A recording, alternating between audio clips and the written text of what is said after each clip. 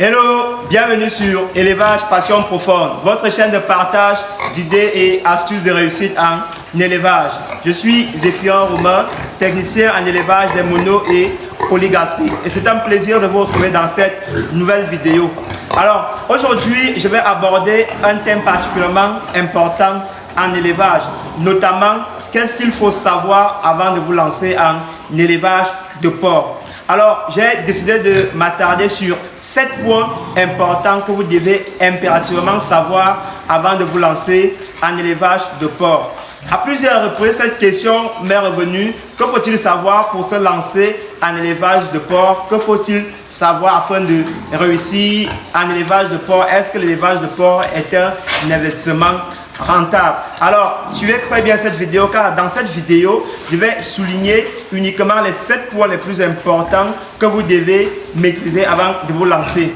Gardez bien en esprit qu'il existe plusieurs paramètres qu'il faut maîtriser afin de vous lancer en élevage de porc. Alors ici, comme mon intention est de vous aider, alors je vais éviter tous ces différents paramètres qui seront un surplus d'informations pour vous, mais je vais plutôt m'attarder sur les points les plus importants, ceux qui vont vous permettre, ceux qui vont vous aider à vous sentir stimulé, ceux qui vont vous donner la motivation nécessaire afin de vous lancer. Si vous me découvrez par cette vidéo, je vous invite tout simplement à vous abonner et activer la cloche de notification pour ne rien rater sur les prochaines vidéos qui seront postées sur cette chaîne.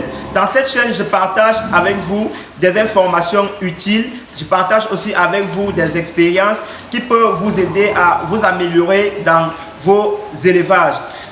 Vous souhaitez vous lancer en élevage de porc ou alors vous avez déjà lancé un élevage de porc et vous souhaitez vous améliorer. Alors, ou vous avez un élevage de porc et vous n'avez pas les résultats que vous visez dans votre élevage. Cette vidéo va vous aider à essayer de remettre les points sur les i et savoir qu'est-ce que vous avez mal fait et qu'est-ce que vous n'avez pas bien fait. Mais cette vidéo sera plus utile pour les personnes qui souhaitent se lancer et qui ont pour ambition de se lancer et qui ne se sont pas encore lancés. Alors, le premier point qu'il faut savoir avant de se lancer en élevage de porc est que vous devez impérativement échanger avec un professionnel du domaine. Avant de vous lancer en élevage de porc, il est impératif que vous ayez un entretien avec un professionnel du domaine. Qui j'appelle professionnel du domaine? Un professionnel du domaine est quelqu'un qui pratique l'élevage de porc et qui a les résultats que vous visez. Alors, je me reprends. Avant de vous lancer en élevage de porc, il est impératif que vous ayez un entretien avec quelqu'un qui est du domaine. Vous allez en permanence être sollicité par des techniciens ou par des personnes qui vont vous promettre de vous accompagner, mais retenez que vous devez vous faire accompagner par des personnes qui ont elles-mêmes une exploitation d'élevage et des personnes qui ont les résultats que vous voulez obtenir. Ce point est très important. Si vous respectez ce point, la suite de cette vidéo ne vous sera pas nécessaire. Car si cet entretien, vous le faites avec un professionnel, comme je le dis, il va répondre à toutes les autres questions et notamment il va vous donner toutes les informations qui vont suivre dans cette vidéo. Alors, vous qui souhaitez vous lancer en élevage de porc, on ne se lance pas de façon hasardeuse. Vous allez vous lancer votre espace, vous lancez vos sujets et vous commencez à engraisser vos sujets afin d'atteindre des résultats. Non. Il est préférable ou indispensable que vous ayez un entretien au moins de 2 à 3 heures avec quelqu'un qui est dans le domaine depuis des années, quelqu'un qui pratique au quotidien afin qu'il vous dise déjà quels sont les aboutissements en élevage, comment est-ce qu'on peut s'y prendre, par quoi est-ce qu'on doit commencer, quelle est la bonne race, vous devez lui poser le maximum de questions afin qu'il essaie d'éclairer votre lanterne. Et ça, c'est un point que la plupart des personnes qui souhaitent se lancer en élevage ne font pas. Généralement, ils se lancent sans avoir un entretien avec quiconque et d'essayer de se lancer seul. Et vous pouvez, ne soyez donc pas surpris d'avoir des résultats médiocres. Alors, je ne vais pas trop développer sur cet aspect, mais retenez donc qu'en premier point, vous devez avoir un entretien avec un professionnel du domaine. Ça peut être un technicien, ça peut être un ingénieur, ça peut être un vétérinaire ou ça peut être même un éleveur pratiquant qui a de l'expérience et surtout qui a les résultats que vous visez. Alors, Le deuxième point qu'il faut respecter avant de se lancer en élevage de porc est d'éliminer toutes les fausses croyances qui circulent sur l'élevage de porc. Oui, chers éleveurs, il y a énormément de fausses croyances qui circulent en élevage de porc. Certains pensent que les porcs sont des animaux trop sales. Certains pensent que les porcs sont des animaux beaucoup trop bruyants. Certains pensent que les porcs sont des animaux porteurs de maladies ou alors difficiles à gérer ou à engraisser. Vous devez comprendre que tout ça, ce sont de fausses croyances. Je peux vous garantir que les porcs font partie des animaux les plus propres en élevage. Pour ceux qui pratiquent l'élevage de porcs de façon méthodique, ils peuvent vous le garantir. Notamment mes porcs ici dans la ferme, ils savent tous où est-ce qu'ils doivent faire leurs besoins, ils savent où est-ce qu'ils doivent s'abreuver et ils savent où est-ce qu'ils doivent manger. Si toi l'éleveur tu ne respectes pas ça, les sujets ne vont pas le respecter. Mais les porcs sont des animaux qui sont très propres et qui sont très minutieux de leur milieu de vie. Les porcs respectent énormément leur milieu de vie. Vous verrez rarement les porcs venir faire des besoins où ils doivent se coucher. Vous verrez rarement les porcs venir faire des besoins où ils doivent manger, où ils doivent pisser. Vous pouvez remarquer cette attitude, notamment chez les porcs qui sont désordonnés ou alors chez des porcs qui ne se sentent pas bien. Et là, ça va vous signifier que ça, c'est un porc qui ne se porte pas bien. Mais retenez que les porcs, vraiment, je suis dans cet élevage depuis plusieurs années et je peux vous garantir que ce sont des animaux très propres. En plus de cela, les porcs sont des animaux qui aiment très bien se laver, qui aiment qu'on les apporte un bain à grande eau et qui aiment surtout qu'on s'occupe de leur milieu de vie, qu'on déparasite en permanence, qu'on nettoie et qu'on ne laisse pas l'eau stagner n'importe comment. Et concernant les odeurs, ce qui est aussi une autre fausse croyance liée à l'élevage de porcs. Les porcs ne sont pas des animaux qui dégagent des odeurs. C'est uniquement les aliments que vous donnez aux porcs qui vont conduire à ce que la ferme soit bondée de mauvaises odeurs. C'est uniquement la façon dont vous allez entretenir votre ferme qui va conduire à ce que la ferme dégage de mauvaises odeurs. Mais si vous suivez, si vous êtes minutieux, si vous êtes minutieux sur la qualité d'aliments que vous apportez à vos sujets et que vous êtes minutieux sur l'entretien que vous apportez au milieu de vie de vos sujets, je peux vous assurer que vous serez dans votre ferme sans odeur. Ici dans ma ferme, vous n'avez pas d'odeur. Des personnes arrivent ici et sont surpris qu'ils sont dans un élevage de porc parce qu'il n'y a pas d'odeur. Pourquoi? Nous prenons la peine de nettoyer en permanence tous les jours. Nous prenons la peine de respecter leur milieu de vie, respecter où ils doivent manger. Déjà là, vous pouvez voir que si vous regardez de loin, vous verrez que voilà l'espace où ils font leurs besoins. Et là où c'est propre, vous voyez que c'est l'espace où ils dorment. Et si vous regardez là, dans les mangeoires, vous allez constater que c'est l'espace où ils mangent et vous pouvez constater que tout est propre. On n'a pas eu besoin de venir faire ça pour eux. Ils le savent et ils respectent ça. Alors, concernant aussi le fait que les porcs sont des animaux beaucoup trop bruyants, ça aussi c'est faux. Les porcs sont des animaux bruyants lorsqu'ils n'ont pas mangé à leur faim. Mais lorsque les porcs ont mangé à leur faim, ils sont couchés, vous les verrez toujours couchés comme vous pouvez voir là. Mais lorsque les porcs n'ont pas mangé à leur faim, ils ne vont pas vous laisser respirer. Lorsque vous allez venir, ils vont commencer à faire des bruits, à grogner parce qu'ils ont faim. Donc il est important de les nourrir suffisamment afin qu'ils se couchent calmement et qu'ils se reposent normalement. Donc, en deuxième point, il est donc très important d'éliminer toutes les fausses croyances liées à l'élevage de porcs. Une autre fausse croyance liée à l'élevage de porcs est due au fait que les porcs sont porteurs de germes ou de maladies. Et ça aussi, c'est une autre fausse croyance parce que vos porcs n'auront jamais de maladies transmissibles si vous-même vous n'apportez pas ces maladies. Et comment est-ce que vous allez apporter cette maladie? En négligeant l'entretien, en n'ayant pas une prophylaxie sanitaire ou vétérinaire, ou alors en négligeant surtout leur lieu de vie.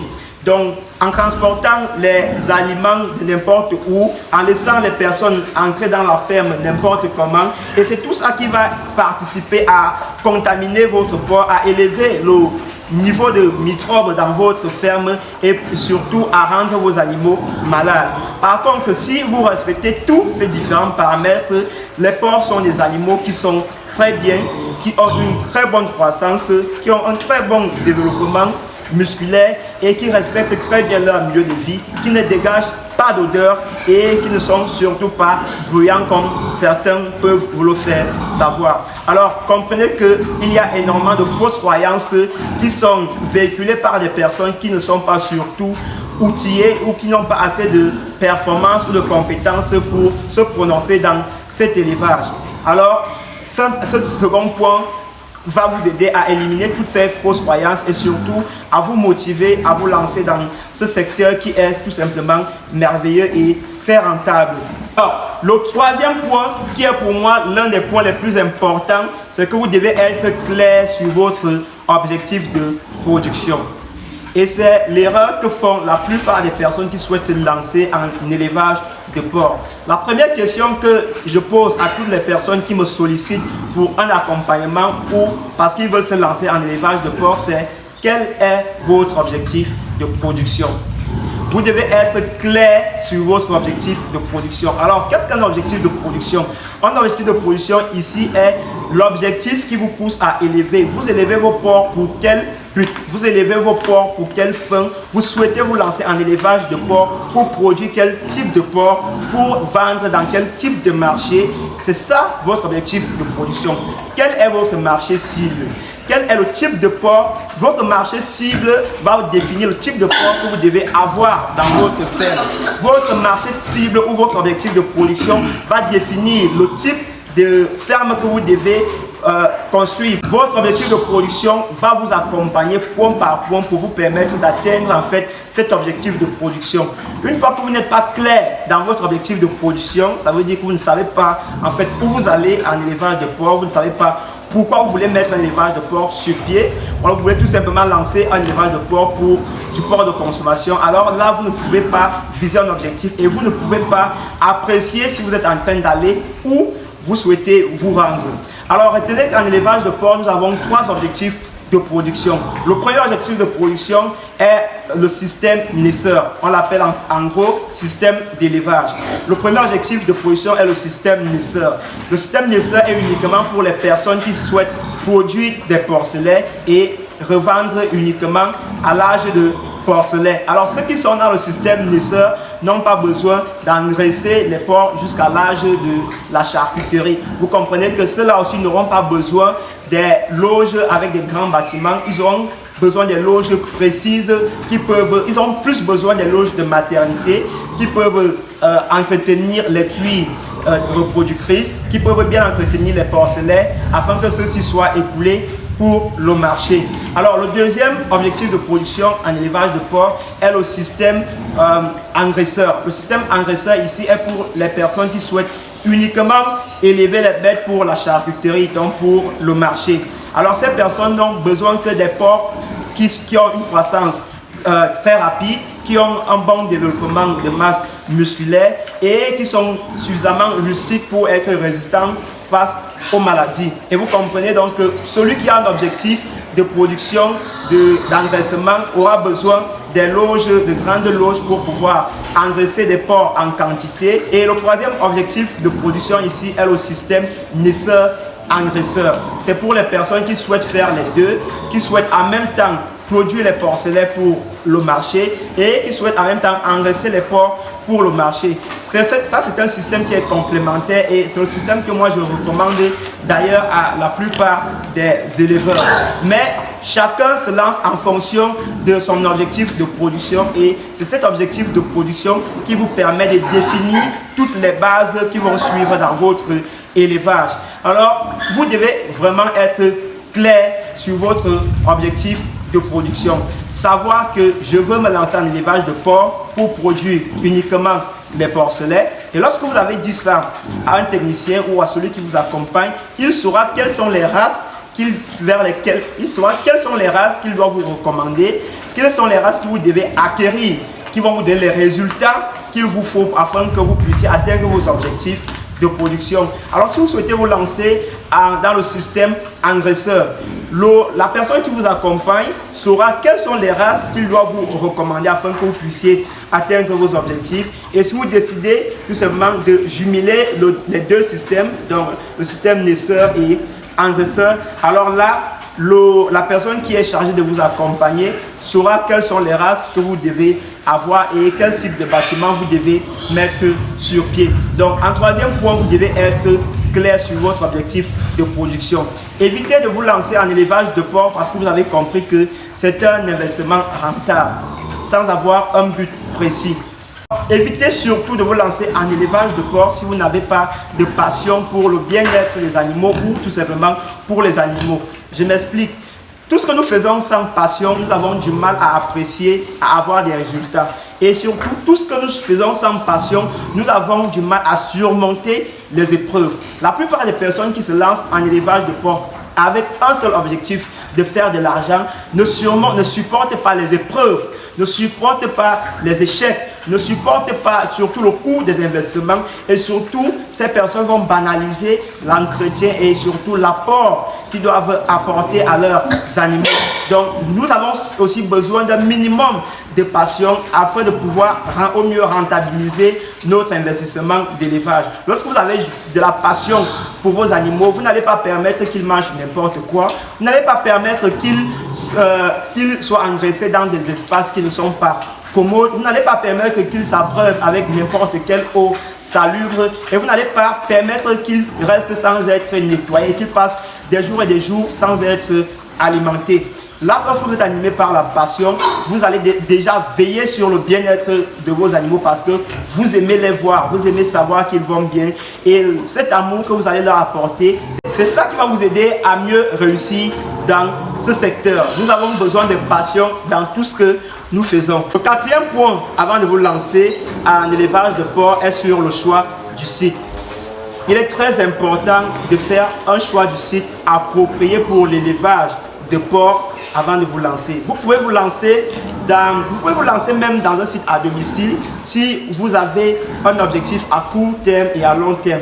L'objectif à court terme, vous pouvez le commencer dans votre domicile. On a plusieurs personnes qui ont commencé l'élevage de porc dans leur domicile, à condition que vous veillez sur les conditions de nettoyage, des conditions de salubrité, que vous veillez, vous tenez très bien votre fiche de prophylaxie.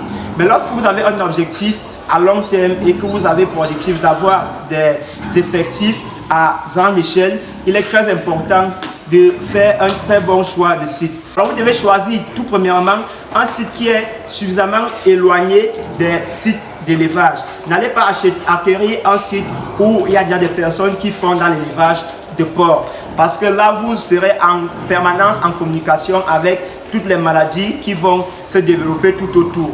Il est préférable que vous ayez acheté votre site très loin de tous les sites d'élevage de porc. Ça, c'est le premier point par rapport au choix du site. Le second point, c'est que votre site doit être accessible. N'allez pas acheter un site où le véhicule ne peut pas se rendre à la ferme.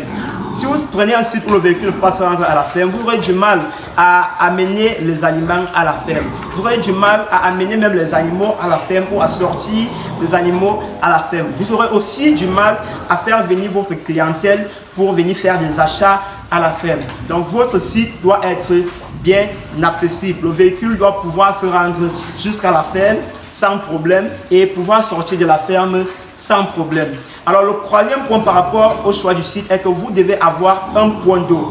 De préférence, si vous avez un site où vous avez un cours d'eau, c'est à votre avantage. Mais si vous n'avez pas un cours d'eau, assurez-vous que ce soit un site où vous pouvez trouver de l'eau. Parce que nous avons beaucoup de personnes qui, parce qu'ils ont un site qui est moins coûteux, ils ne s'assurent pas si ce site peut avoir de l'eau à l'intérieur. Et si vous prenez un site d'élevage où vous ne pouvez pas avoir de l'eau, vous ne pourrez pas réussir dans ce secteur parce que les porcs consomment abondamment de l'eau. Les porcs ont besoin de beaucoup d'eau tous les jours. Une bonne eau, une eau de bonne qualité, une eau fraîche et une eau dépourvue de bactéries. Alors vous comprenez que si vous avez fait un mauvais choix du site, vous aurez fait un mauvais investissement en amont. Et l'autre point par rapport au choix du site, c'est que vous devez prendre un site où le sol est bien nivelé, pas un site où le sol est caillouteux ou où le sol est sur une colline. Alors évitez de prendre des sites où le terrain est accidenté. Il est plus recommandé et plus facile de prendre un site où le terrain est plat parce que les bâtiments pourront facilement être élevés et surtout que l'air pourra facilement être alterné dans les bâtiments.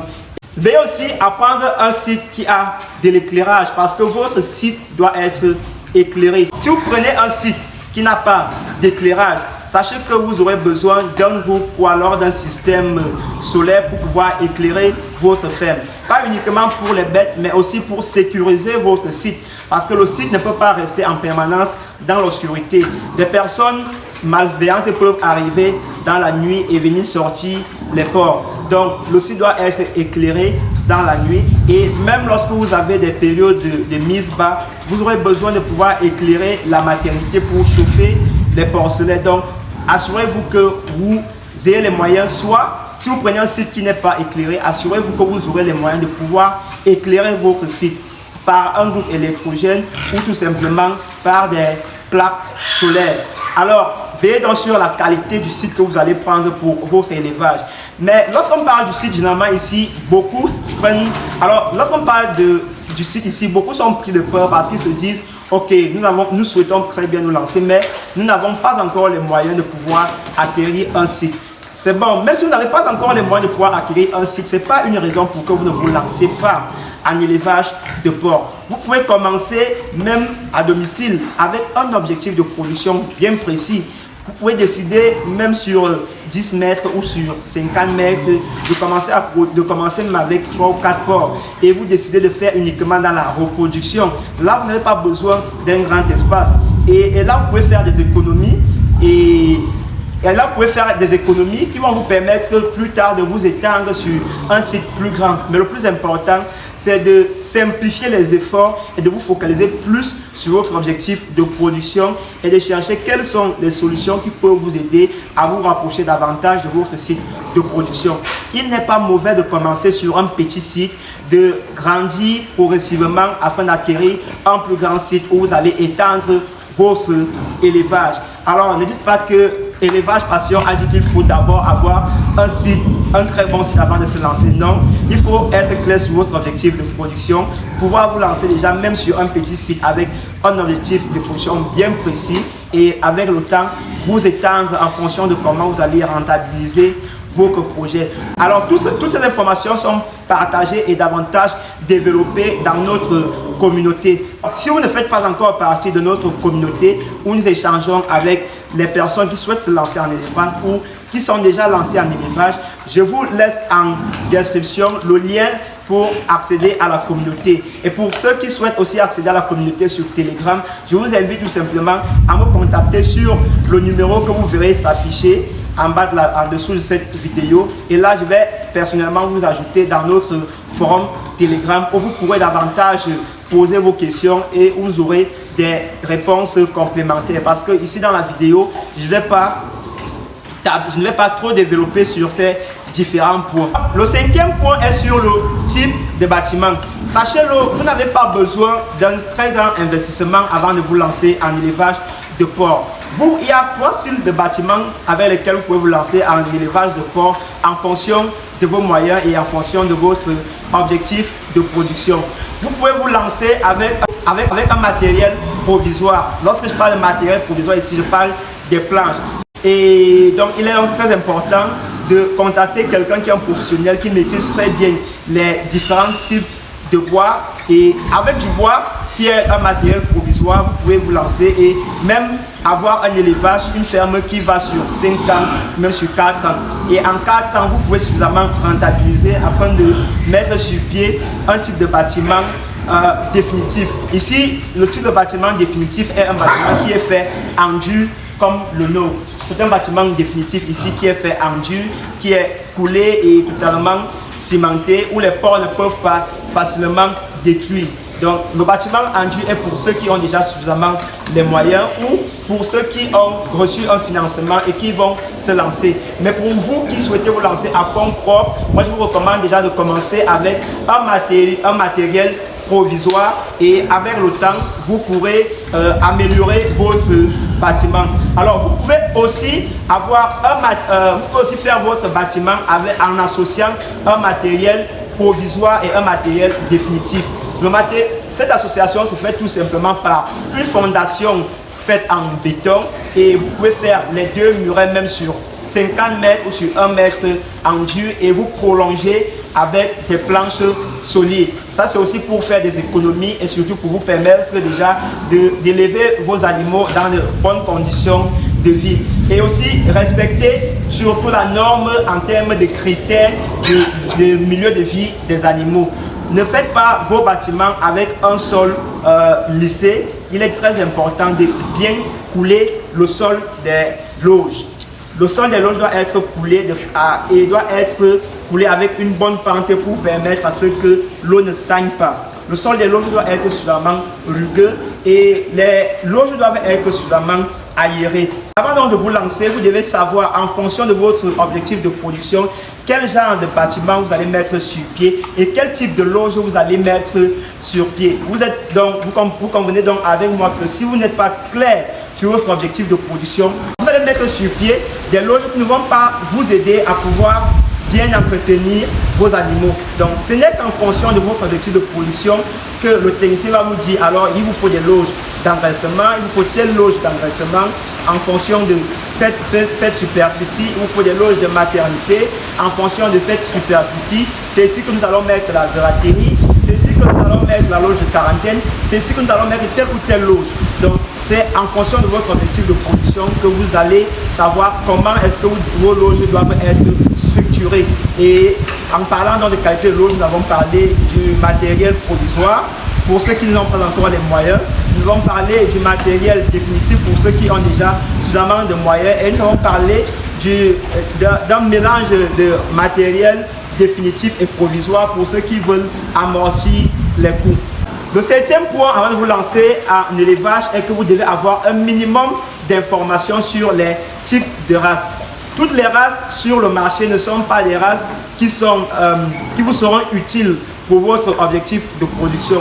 Nous avons sur le marché des races qui sont principalement utilisées pour ceux qui souhaitent se lancer à reproduction. Nous avons des races qui sont principalement recommandées pour ceux qui souhaitent se lancer pour l'engraissement. Et nous avons aussi des races principalement recommandées pour ceux qui veulent se lancer dans un système naisseur et engraisseur. Donc il est donc très important que vous puissiez avoir le maximum d'informations sur les types de races que nous avons sur le marché afin de savoir quelles sont les races avec lesquelles vous devez commencer votre élevage. Vous convenez avec moi que si vous avez un objectif de production d'être naisseur et que vous partez choisir une race qui n'a pas une portée élevée, alors vous êtes en train de perdre votre temps et votre argent. Donc vous devez principalement vous focaliser sur des races prolifiques, sur des races qui ont des portées élevées. Et si vous voulez vous lancer dans l'engraissement, donc les porcs de charcuterie, vous devez choisir des races avec une croissance rapide, des races qui ont un bon développement de masse musculaire et voilà, et des races qui sont surtout rustiques, qui sont résistantes aux maladies. Alors si vous ne discutez pas avec un professionnel en amont, vous ne pourrez pas avoir toutes ces informations et vous allez comme ça vous lancer en élevage sans avoir assuré les bases. Et quand les bases ne sont pas assurées, la continuité ne pourra pas être une réussite parfaite. Donc voilà pourquoi il faut avoir un maximum d'informations sur les types de races disponibles sur le marché. Alors pour ceux qui ont besoin des informations complémentaires sur les types de races, j'ai déjà fait une vidéo sur les différentes races disponibles sur le marché. Je vous mets en description le lien de cette vidéo. Je vous invite à aller regarder cette vidéo parce que je ne vais pas développer davantage sur ce sujet et vous pourrez avoir toutes les informations nécessaires sur le type de race et vous saurez quelles sont les races qui vont vous aider pour votre objectif de production. Mais pour ceux qui n'ont pas le temps de regarder cette vidéo, vous pouvez tout simplement me contacter sur le numéro qui s'affiche dans la vidéo et je pourrai vous donner les informations sur les différentes races et sur les races qu'il vous faut en fonction de vos objectifs de production. Ici, c'est le 7e point et c'est l'un des points indispensables qui va déterminer le succès de votre projet d'élevage. Et ce point est sur le choix du personnel. Le choix du personnel détermine à 100% la qualité de réussite de votre élevage.